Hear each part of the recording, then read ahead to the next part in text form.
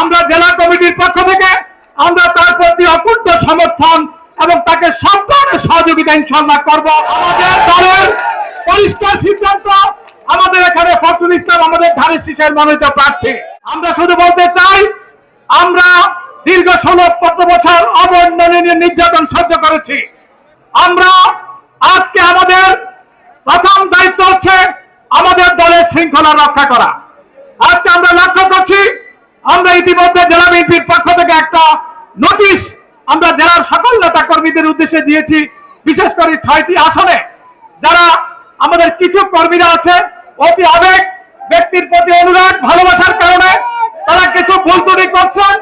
আমরা তাদেরকে সতর্ক করছি, এই আবেগ দিয়ে রাজনীতি করা চলবে না। আমাদের দলের পরিষ্কার সিদ্ধান্ত, আমাদের এখানে ফখরুল ইসলাম আমাদের ধানের শীষের মনোনীত প্রার্থী। আমরা আমাদের শহীদ রাষ্ট্রপতি জিয়াউর রহমান একটা বক্তব্য সবচেয়ে বেশি বলতেন, ইস্পাত কঠিন ঐক্য। সেই ঐক্যের মধ্য দিয়ে আমাদের এখন সবচেয়ে বড় প্রয়োজন কি জানেন?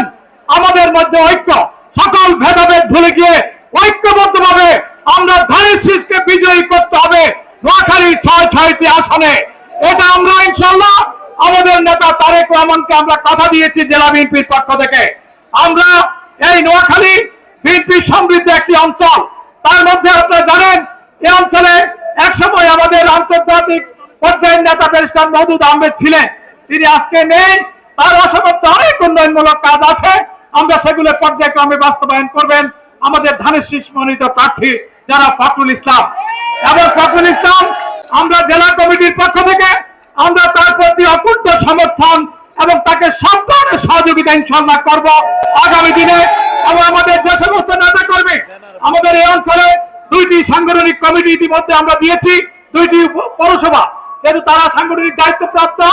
আর যারা সাংগঠনিক দায়িত্বপ্রাপ্ত নন, আমাদের বিগত জেলা কমিটির সবাই একটা সিদ্ধান্ত হয়েছে, পূর্বের কমিটির যারা দায়িত্বে ছিল তাদেরকে প্রাধান্য দিয়ে আরো যারা ভাইটাল রোল প্লে করে, যারা আমাদের গুরুত্বপূর্ণ নেতা, তাদেরকে সমন্বয় করে আগামী দিনে আমাদের সাংগঠনিক কর্মকাণ্ড এবং আগামী দিনে আমাদের নির্বাচনী কর্মকাণ্ড এবং ধানের শীষ প্রতীকের প্রার্থীকে বিজয়ী করার জন্য সকলে একযোগে কাজ করতে হবে। এটা আমাদের জেলা কমিটির পক্ষ থেকে আমাদের সুস্পষ্ট নির্দেশনা। আমরা শুধু বলতে চাই, আজকে আমাদের বিরুদ্ধে দেশি বিদেশি আন্তর্জাতিক অনেক ষড়যন্ত্র বিদ্যমান। আমরা খুব সহজে আমরা এই নির্বাচনী বৈতরণী পার করতে পারবো এটি ভাবার আমাদের সুযোগ নেই। তারেক রহমান দীর্ঘ 1 বছর আগে বলেছে, অনেক অদৃশ্য শক্তি আমাদের বিরুদ্ধে ষড়যন্ত্র লিপ্ত রয়েছে। যে বিষয়টি তারেক রহমান আমাদের নেতা 1 বছর আগে আজ উপলব্ধি করেছে। আর আজকে 1 বছর পর আমরা সেই ষড়যন্ত্রের গন্ধ, আমরা সেই ষড়যন্ত্রের প্রকাশ্য আজকে দৃশ্যমান হচ্ছে।